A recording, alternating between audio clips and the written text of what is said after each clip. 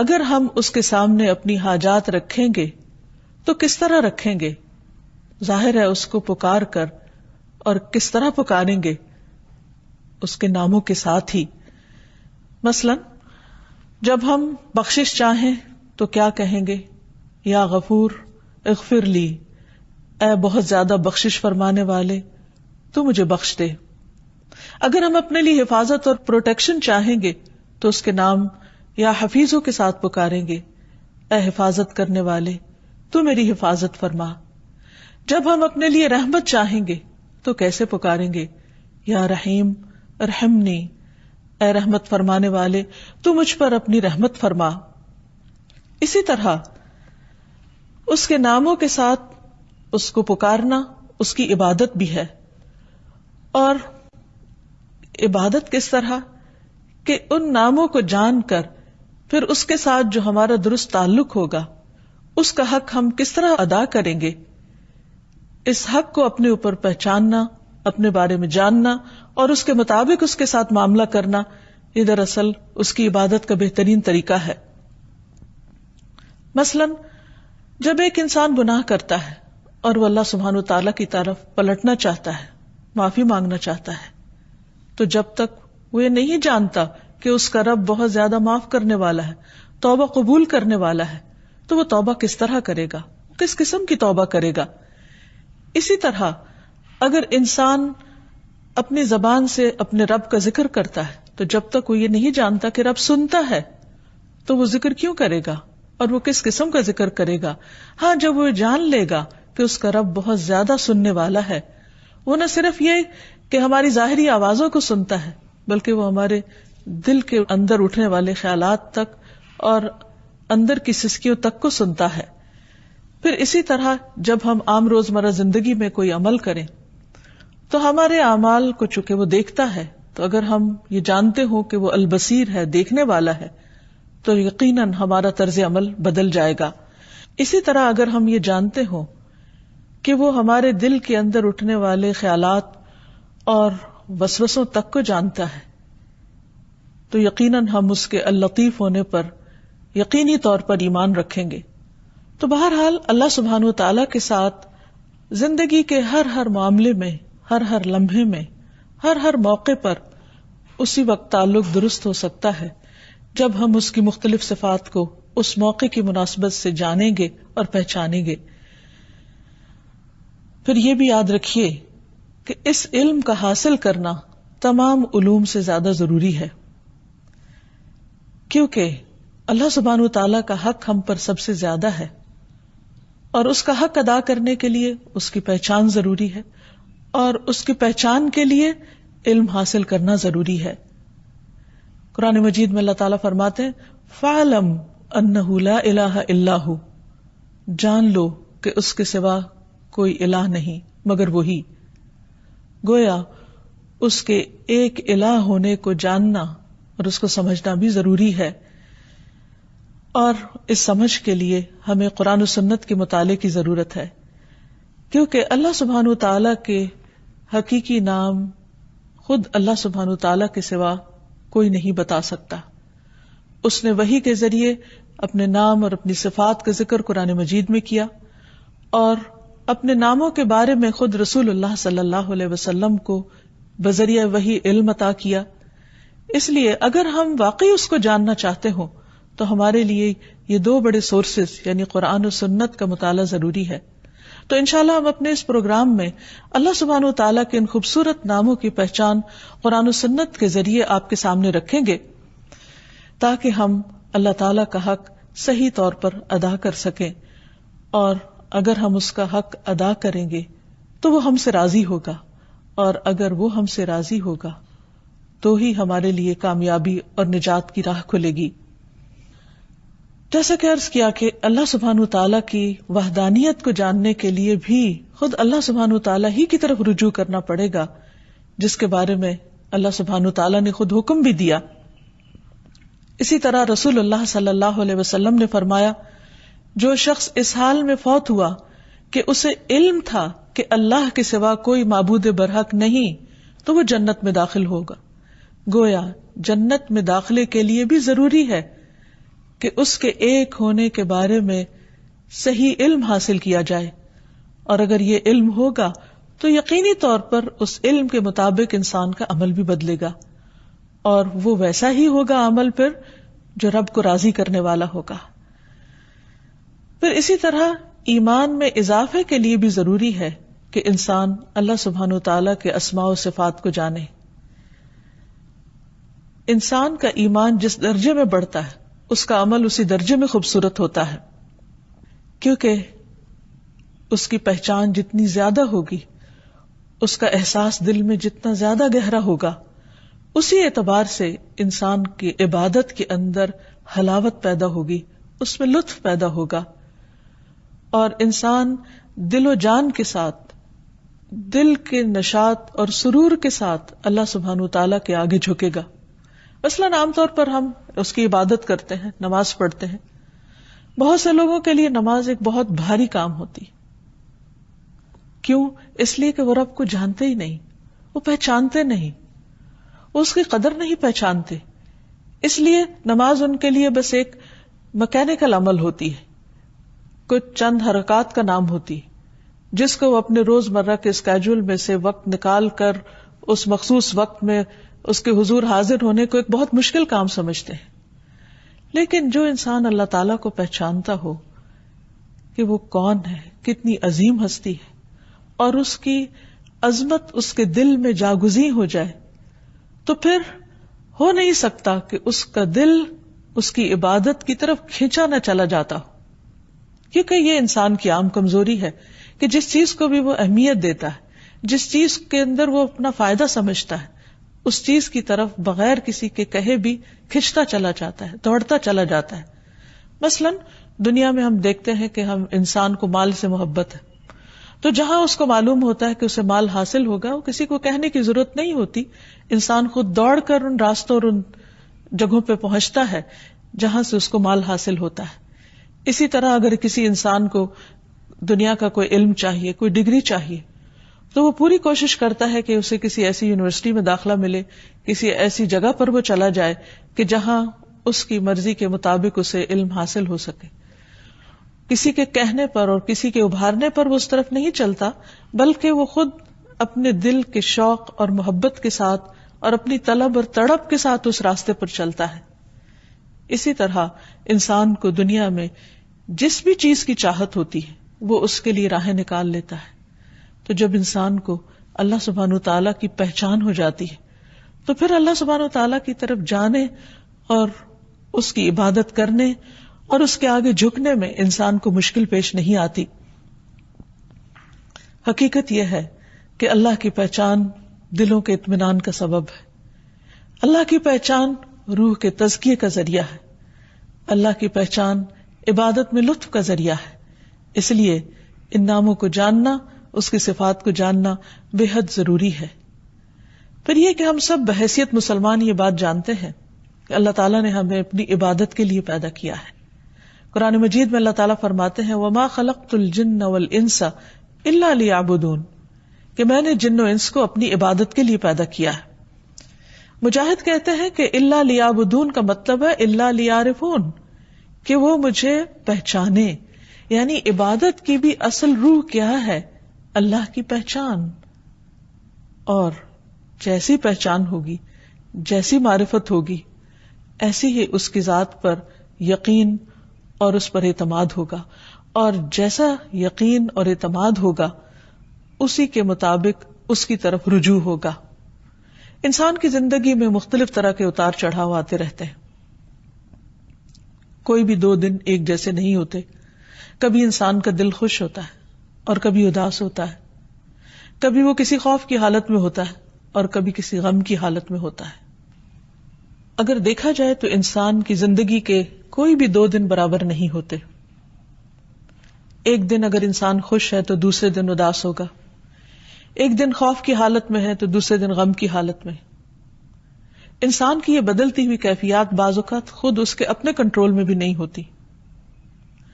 ایسے میں انسان اپنے آپ کو انتہائی کمزور محسوس کرتا ہے اور اس کو کسی بڑے سہارے کی ضرورت ہوتی ہے۔ عام طور پر انسان پھر کس کا سہارا لیتا ہے؟ اپنی کسی بھی ایسی تکلیف، مجبوری اور کمزوری کی حالت میں، وہی جو اس کو سامنے نظر آتا ہے، حالانکہ اس سے بڑا سہارا موجود ہے، لیکن وہ اس کو جانتا نہیں، وہ اس کو پہچانتا نہیں۔ لیکن اگر انسان واقعی اللہ کی معرفت رکھتا ہو، اللہ کی پہچان رکھتا ہو، تو وہ صرف ظاہری سہاروں پر پورا بھروسہ کرنے کی بجائے حقیقی معنوں میں اس کا سہارا پکڑے جو کبھی بھی ٹوٹنے والا نہیں، کبھی بھی ختم ہونے والا نہیں۔ جب انسان اللہ کو پہچانتا ہے تو پھر اس کی دعا اس کے دل کی گہرائیوں سے نکلتی ہے، پورے یقین کے ساتھ، اور جو دعا جتنے یقین کے ساتھ انسان مانگتا ہے اس کی قبولیت کا درجہ اتنا زیادہ ہی بڑھ جاتا ہے۔ پھر اسی طرح اللہ سبحانہ تعالیٰ نے خود قرآن مجید میں ان ناموں کا واسطہ دے کر ان ناموں کے ذریعے دعا کرنے کے لیے کہا ہے، وَلِلَّهِ الْأَسْمَاءُ الْحُسْنَى فَادْعُوهُ بِهَا۔ لیکن یہ نام محض نام نہیں ہے۔ دنیا میں تو بہت سی چیزوں کے نام صرف نام ہوتے ہیں، وہ ان کی پہچان نہیں ہوتے۔ یہ نام چونکہ اس کی پہچان کا ذریعہ ہے، اسی لیے اللہ تعالیٰ فرماتے ہیں رب السماوات والارض وما بینہما فاعبدہ واستبر لعبادتہ ہل تعلم لہ سمیہ۔ رب ہے آسمانوں اور زمین کا اور ان دونوں کے درمیان کی چیزوں کا، سو اس کی عبادت کرو اور اس کی عبادت پر خوب جمے رہو۔ کیا تم اس کا کوئی ہم نام جانتے ہو؟ یعنی اس کے سوا کوئی اور ایسا ہے کہ جس سے تم دعا کرو گے، جس کو تم پکارو گے، جو حقیقی معنوں میں تمہاری مدد کر سکتا ہو، جو تکلیف کے وقت تمہاری تکلیف دور کر سکتا ہو، جو تمہارے دل کو تھام سکتا ہو؟ کوئی بھی تو اور نہیں، کیونکہ اس کے سوا باقی سب تو مخلوق ہے، اور ساری مخلوق خالق کے مقابلے میں کمزور ہے۔ وہ جس نے بنایا اور وہ جو بنائے گئے دونوں برابر نہیں ہو سکتے۔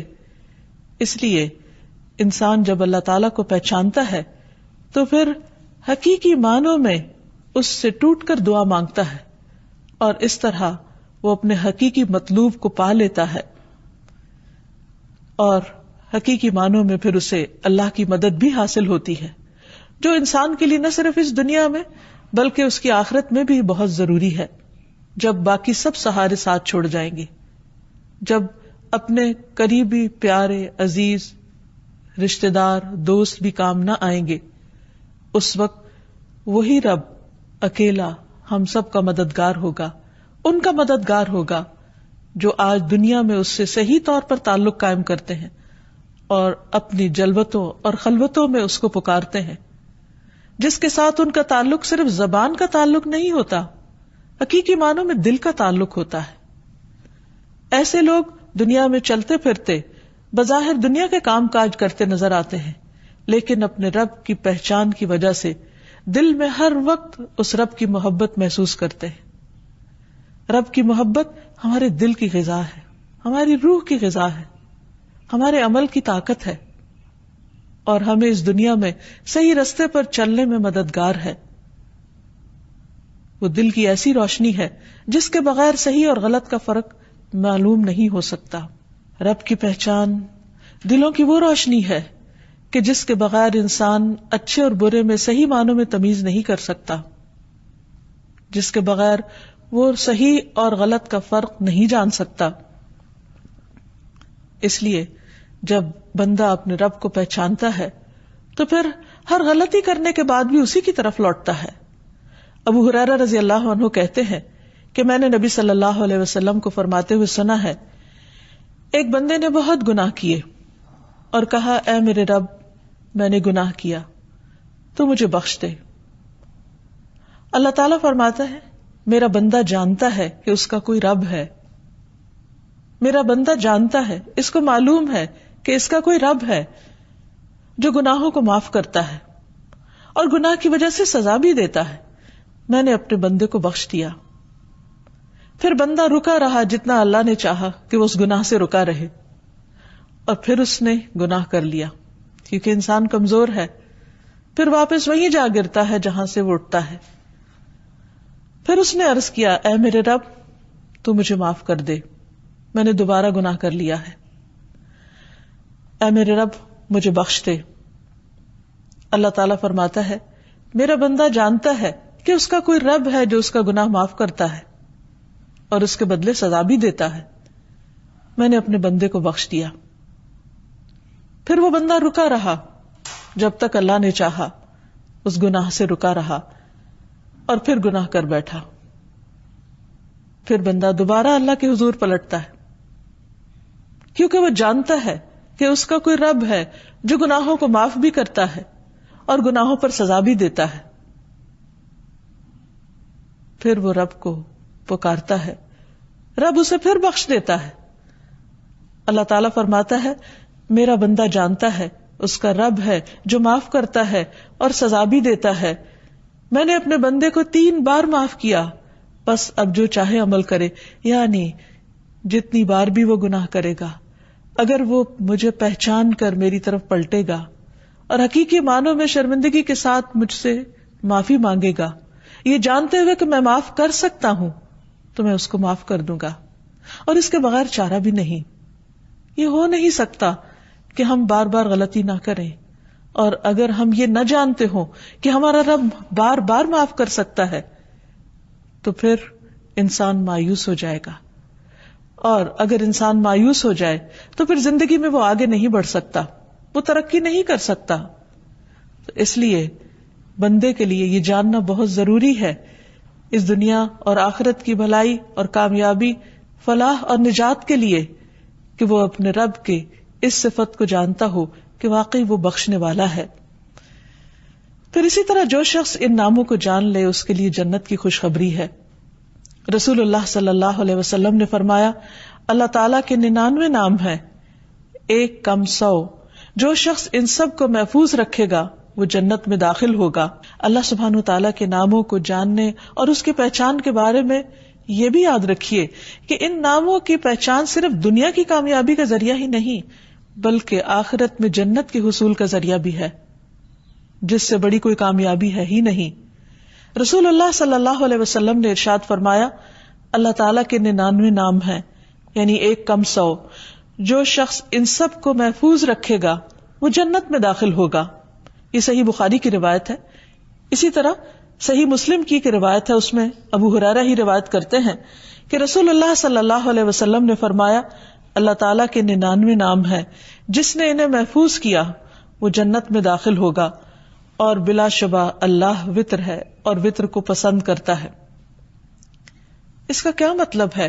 من احصاها دخل الجنہ، جس نے ان ناموں کو شمار کیا وہ جنت میں داخل ہوگا، یعنی ان ناموں کا احاطہ کرنے کی کوشش کی، ان ناموں کے معنی کو جانا، ان کے تقاضے کے مطابق عمل کیا، اور پھر ان کی بنا پر اپنے رب، اپنے خالق و مالک کے ساتھ اپنے تعلق کو درست کیا، اور ان ناموں کے تقاضے کے مطابق اپنے اعمال کو تبدیل کیا، تو ایسا شخص اللہ سبحانہ تعالیٰ کی رحمت کا مستحق ہوگا۔ ابن القیم رحمہ اللہ کہتے ہیں کہ اللہ کے اسماء کو گن کر محفوظ رکھنے کے کچھ مرتبے ہیں، کچھ درجے ہیں۔ بندہ جب ان ناموں کو یاد کر لیتا ہے تو جنت میں داخل ہو جاتا ہے۔ یاد کرنے سے مراد صرف زبانی میمورائز کرنا ہی نہیں، بلکہ ابن القیم کے مطابق پہلا مرتبہ ہے ان کے الفاظ کو گننا اور شمار کرنا، دوسرا مرتبہ ہے ان کے معنی اور مفہوم کو جاننا، تیسرا مرتبہ ہے ان کے ساتھ دعا مانگنا، کیونکہ اللہ سبحانہ تعالیٰ نے فرمایا وَلِلَّهِ الْأَسْمَاءُ الْحُسْنَى فَادْعُوهُ بِهَا، اور اللہ ہی کے لیے ہیں اچھے اچھے نام، پس تم اس کو ان ناموں کے ساتھ پکارو۔ اور اللہ کے ناموں کے ساتھ دعا مانگنے کے 2 مرتبے ہیں۔ نمبر 1 دعاء العبادہ، تعریف اور عبادت کی دعا، اور نمبر 2 دعاء المسئلہ، طلب اور مانگنے کی دعا۔ تو گویا اللہ تعالیٰ کی تعریف نہیں کی جا سکتی مگر اللہ سبحانہ و تعالیٰ کے خوبصورت ناموں کے ذریعے اور اس کی بہترین صفات کے ذریعے۔ یعنی اگر ہم اللہ تعالیٰ کی عبادت کرنا چاہیں، اللہ تعالیٰ کی حمد و ثنا کرنا چاہیں، اللہ تعالیٰ کا شکر ادا کرنا چاہیں، اللہ تعالیٰ سے اپنی محبت کا اظہار کرنا چاہیں، تو اس کے لیے ضروری ہے کہ ہم اس کو اس کے پیارے پیارے ناموں کے ساتھ پکاریں، وہ نام جو خود اس نے اپنے ہمیں بتا دیے، کیونکہ اس سے زیادہ خود اس کے بارے میں اور کون جان سکتا ہے، کوئی اور ہمیں اس کے بارے میں کیا بتا سکتا ہے سوائے اس کے جو خود اس نے اپنی پہچان ہمیں کرا دی۔ لہذا جب ہم اللہ سبحانہ وتعالیٰ کے ان ناموں کا ذکر کریں گے، ورد کریں گے، ان کے ساتھ اس کو پکاریں گے، تو گویا یہ ایک عبادت کی حالت ہوگی، اور پھر اگر ہم اس سے کچھ مانگیں گے تو وہ ہمیں عطا کرے گا، کیونکہ یہ اس کا اپنا فرمان ہے کہ تم ان کے ساتھ اس کو پکارو۔ اور یہاں یہ بات بھی پھر یاد رہے کہ یہ نام خود اس نے ہمیں بتائے، لہذا ان ناموں کی مناسبت کے ساتھ اپنی حاجات پیش کرنا، اس سے سوال کرنا، اس سے دعا مانگنا اس کو پسند ہے۔ ویسے بھی دعا کرنا ایک عبادت ہے، اور اللہ سبحانہ وتعالیٰ اس بندے سے خوش ہوتا ہے، اس سے راضی ہوتا ہے جو اپنی ہر چھوٹی بڑی ضرورت میں اللہ سبحانہ وتعالیٰ کی طرف رجوع کرتا ہے۔ اور اس میں بندے کے لیے عین سعادت ہے، خوش قسمتی ہے کہ اللہ نے اپنے بندوں کو اپنا ہی محتاج کیا، جو ان کا حقیقی مالک ہے اور ان کو سب کچھ دینے پر قادر ہے، انہیں دوسری مخلوقات کے تابع نہیں کیا۔ باقی مخلوقات درخت ہوں یا پتھر ہوں، زمین ہو یا آسمان ہو، ستارے ہوں یا چاند ہوں، یہ سب تو انسان کی خدمت میں لگے ہوئے ہیں۔ یہ انسان کے الہ ہو نہیں سکتے، انسان کے معبود ہو نہیں سکتے، اور حقیقی معبود وہی ہے جو ان سب کا خالق ہے، اور وہی ہم سے چاہتا ہے کہ ہم باقی تمام چیزوں کی غلامی سے آزاد ہو کر صرف اس کے غلام بن جائیں، صرف اس کے بندے بن جائیں، تعریف بھی کریں تو اس کی، شکر ادا کریں تو اسی کا، مانگیں تو اسی سے، اور گناہ کر لیں تو پلٹیں بھی اسی کی طرف جو شرمندہ نہیں کرتا، جو پکارتا ہے کہ اے دن کے گناہگار تو رات کو لوٹا، میں تجھے معاف کر دوں گا، اور اے رات کے گناہگار تو دن کو پلٹا، میں تجھے معاف کر دوں گا۔ اگر تیرے گناہ آسمان کے کناروں تک پہنچ جائیں تو میں اتنی ہی مغفرت کے ساتھ تجھے ملوں گا اور میں تجھے معاف کر دوں گا۔ وہ ہمارا اپنا رب ہے، وہ تمام بندوں اور تمام مخلوق سے زیادہ ہم سے محبت کرنے والا ہے۔ ہماری نجات اسی کے دامن میں ہے، اسی کی طرف رجوع کرنے میں ہے۔ لہذا یہ نام جہاں عبادت کا ذریعہ ہے، وہاں مانگنے کا ذریعہ ہے، دعا کا ذریعہ ہے، لہذا اس سے مانگتے رہنا چاہیے۔ اور پھر اس معاملے میں ایک احتیاط بھی ضروری ہے، اور وہ یہ کہ اللہ سبحانہ وتعالیٰ کو صرف وہی نام دیے جائیں گے جو اس نے خود ہمیں بتائے۔ ہم اپنی طرف سے اس کا کوئی نام نہیں رکھ سکتے، اور نہ ہی ہمیں اس کی اجازت ہے کہ ہم اس کے ناموں میں الحاد کریں، درست راستے سے ہٹیں۔ یعنی جو نام اللہ سبحانہ وتعالیٰ نے یا اللہ سبحانہ وتعالیٰ نے اپنے حبیب محمد صلی اللہ علیہ وسلم کے ذریعے ہمیں بتائے ہیں، اس کے علاوہ ہم اپنی طرف سے اس کا کوئی نام نہیں رکھ سکتے۔ مثلا ہم یہ جانتے ہیں کہ اللہ سبحانہ وتعالیٰ شفا دیتے، لیکن ہم اللہ سبحانہ وتعالیٰ کا نام ڈاکٹر نہیں رکھ سکتے، وہ نام انسانوں کے لیے۔ تو وہ نام جو عام طور پر ہم نے انسانوں کے لیے رکھے ہیں یا انسانوں کی جو صفات ہیں، وہ اللہ سبحانہ وتعالیٰ کو زیبا نہیں ہے۔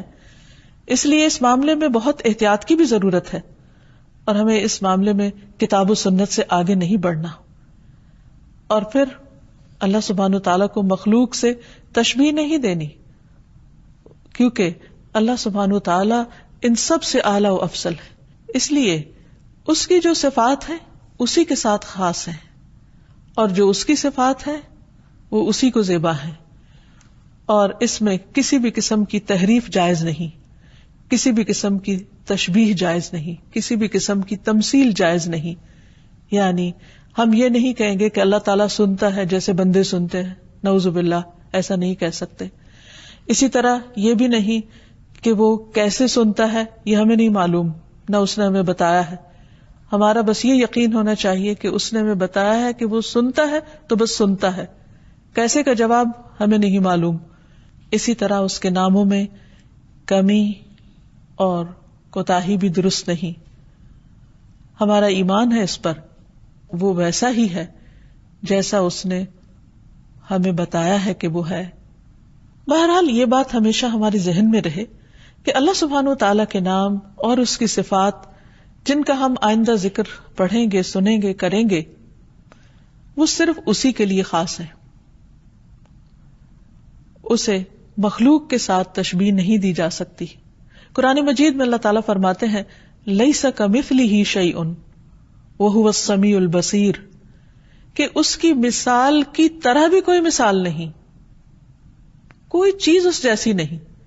اس لیے جب ہم اس کے مختلف ناموں اور صفات کا ذکر سنیں یا پڑھیں تو انہیں مخلوق کے ساتھ ذہن میں نہ لائیں، وہ صرف اسی کے لیے خاص ہے. اور یہ یقین رکھیں کہ وہ سننے والا ہے، دیکھنے والا ہے، لیکن وہ اس طرح نہیں سنتا جیسے بندے سنتے ہیں، اور اس طرح نہیں دیکھتا جیسے بندے دیکھتے ہیں. تو یہاں چلتے ہوئے یہ بات بھی ذہن میں رہے کہ اللہ سبحانہ وتعالیٰ کے ناموں اور صفات کو جاننے کے لیے کچھ قواعد، کچھ طریقے اور کچھ اصول ہیں جن کو ذہن میں رکھنا ضروری ہے. پہلی چیز یہ کہ اللہ سبحانہ وتعالیٰ کے سارے ہی نام اچھے ہیں. اللہ لا الہ الا ہوا لہ الاسماء الحسنی، اللہ وہ ہے جس کے سوا کوئی معبود برحق نہیں، سب سے اچھے نام اسی کے ہیں. ایک اور جگہ پر فرمایا قل ادعوا اللہ او ادعوا الرحمن ایما تدعوا فلہ الاسماء الحسنی، کہہ دو اللہ کو پکارو یا رحمان کو پکارو، تم جس کو بھی پکارو گے سو یہ بہترین نام اسی کے ہیں. یعنی اللہ سبحانہ وتعالیٰ تو ایک ہے، اس کی صفات بہت ساری ہیں. جس بھی صفت کے ذریعے، جس بھی نام کے ذریعے اس کو پکارو گے تو اصل میں پکارنا تو اسی کو ہے. ایک اور جگہ پر فرمایا هو اللہ الخالق البارئ المصور لہ الاسماء الحسنی یسبح لہ ما فی السماوات والارض وہو العزیز الحکیم. وہ اللہ ہی ہے جو خالق ہے، جو پیدا کرنے والا ہے، تصویر گری کرنے والا ہے، اسی کے ہیں اچھے اچھے نام. زمین و آسمان کی ہر چیز اس کی تسبیح بیان کر رہی ہے، اس کی پاکی بیان کر رہی ہے، اور وہ زبردست ہے، حکمت والا ہے. اس لیے قرآن مجید کی جتنی آیات میں اللہ سبحانہ وتعالیٰ کے ناموں کا ذکر آتا ہے، اس کی صفات کا ذکر آتا ہے، وہاں حسنہ کا لفظ ساتھ ہی آتا ہے. اور حسنہ کا معنی ہوتا ہے وہ چیز جو حسن اور خوبی کی انتہا کو پہنچی ہوئی ہو، یعنی مبالغے کا صیغہ، یعنی جس میں مبالغہ ہے. تو اللہ تعالیٰ کے یہ نام صرف نام نہیں بلکہ اس کی صفات ہے، اور اس کی یہ صفات کمال کی، ان میں کمال بھی ہے، ان میں جمال بھی ہے، ان میں جلال بھی ہے. تو ان تمام صفات کے ساتھ ہمیں اس کے ناموں کو جاننا ہے، اس کی پہچان کرنی ہے. پھر اسی طرح یہ بھی یاد رکھیے کہ یہ حسن دو طرح سے ہے. ایک تو یہ کہ یہ اپنی جگہ، یہ الفاظ بڑے خوبصورت ہیں جن کے ذریعے یہ صفات ہمیں معلوم ہوتی ہیں، اور دوسرے سے اعتبار سے کہ ایک نام کو جب دوسرے نام کے ساتھ ملا کر ذکر کیا جاتا ہے تو بعض اوقات بظاہر دیکھنے میں وہ دو بالکل مختلف صفات ہوتی ہیں، لیکن وہ دو جب اکٹھی آتی ہیں تو ان کے اندر ایک اور ہی خوبصورتی اور ایک زبردست حسن پیدا ہو جاتا ہے، جس کے انشاءاللہ آئندہ ہم تفصیلات پڑھیں گے. مثلا یہاں بھی ہم دیکھتے ہیں کہ جیسے اللہ سبحانہ وتعالیٰ کی ایک صفت العزیز ہے اور دوسری الحکیم ہے. عموماً قرآن مجید میں دو صفات اکٹھی آتی ہیں. العزیز کا معنی ہے زبردست یا غلبے والا، جس میں قوت کا اظہار پایا جاتا ہے، اور دوسری طرف الحکیم حکمت والا، وزڈم والا. یعنی اللہ سبحانہ وتعالی جہاں قوت، اقتدار، غلبے اور جبروت کے مالک ہیں، وہاں دوسری طرف وہ بہت حکمت والے ہیں. عموماً کیا ہوتا ہے کہ جب کسی کے پاس قوت آ جاتی تو وہ اس قوت کو جیسے چاہتا ہے استعمال کرتا ہے، لیکن اللہ سبحانہ وتعالی اپنی ان تمام قوتوں کو حکمت کے ساتھ استعمال کرتے ہیں. اور پھر آخر میں یہ کہ اللہ تعالی کے نام صرف کسی مخصوص تعداد یا مقدار میں نہیں، بلکہ اس کے کچھ نام ایسے ہیں جو اس نے اپنے خزانے غیب میں رکھے ہوئے، اور کچھ نام اس کی کتاب میں ہیں. اور کچھ نبی صلی اللہ علیہ وسلم کے ذریعے ہمیں بتائے گئے، جیسے کہ ایک دعا سے ہمیں پتہ چلتا ہے اسألک بکل اسم هو لک سمیت به نفسک او انزلته فی کتابک او علمته احدا من خلقک او استأثرت به فی علم الغیب عندک، کہ اے اللہ میں تجھ سے تیرے ہر نام کے واسطے سے دعا کرتا ہوں، وہ نام جو تو نے اپنی ذات کے لیے رکھے، یا وہ نام جو تو نے اپنی کتاب میں اتارے، یا وہ نام جو تو نے اپنے مخلوقات میں سے کسی کو سکھا دیے، یا وہ نام جو تو نے اب تک اپنے خزانہ غیب میں محفوظ فرما رکھے، یعنی کسی کو بھی نہیں بتایا کیونکہ وہ اس سے بے نیاز ہے، تو میں تیرے ان تمام ناموں کے ذریعے تجھ سے دعا کرتا ہوں۔ تو یاد رکھیے کہ اللہ سبحانہ وتعالیٰ کے صرف 99 یا 99 نیمز ہی نہیں، اس سے زیادہ ہیں۔ اس حدیث سے پتہ یہ چلتا ہے کہ اگر کوئی 99 بھی یاد کر لے گا تو وہ اس کے لیے جنت میں جانے کا راستہ آسان کر دیں گے، لیکن اس حدیث دوسری سے پتہ چلتا ہے کہ یہ نام اس سے کہیں زیادہ ہیں، اور کچھ تو اللہ تعالیٰ نے ہمیں بتائے ہیں اور کچھ بتائے بھی نہیں۔ اور آخر میں یہ کہنا چاہوں گی کہ جب تک ہماری زندگی ہے، جب تک اللہ سبحانہ وتعالیٰ نے ہمیں بولنے کی، اظہار خیال کی استطاعت دی ہے، اس وقت سے، ان گھڑیوں سے فائدہ اٹھانا چاہیے اور اللہ سبحانہ وتعالیٰ کو خوب خوب پکارنا چاہیے۔ کہیں ایسا نہ ہو کہ مہلت کے یہ لمحات ختم ہو جائیں اور پھر ہم اپنے اعمال کے ساتھ اللہ کے حضور حاضر ہوں۔ اس وقت اگر خدا نخواستہ ہمیں وہ انجام دیکھنا پڑا جو ہمیں پسند نہ ہو، تو وہاں اس کو پکارنا کچھ بھی فائدہ نہ دے گا۔ اس لیے مانگنے کا وقت آج ہے۔ آئیے اللہ تعالیٰ سے دعا کریں کہ اے اللہ، تو ہمیں اپنے تمام ناموں کے وسیلے سے، اپنے تمام ناموں کے ذریعے ہم پر اپنی رحمت فرما، ہمیں ان کی پہچان کروا دے، ہمیں اپنی ذات کی وہ معرفت دے کہ جس سے ہمارے یقین اور ایمان میں اضافہ ہو، جس سے ہمارے لیے تیری عبادت آسان ہو، جس سے ہمارے اندر تیری محبت اور تیری چاہت کا ذوق پیدا ہو۔ اے اللہ تو ہمارے لیے اس کام کو آسان فرما دے۔ وآخر دعوانا ان الحمد للہ رب العالمین۔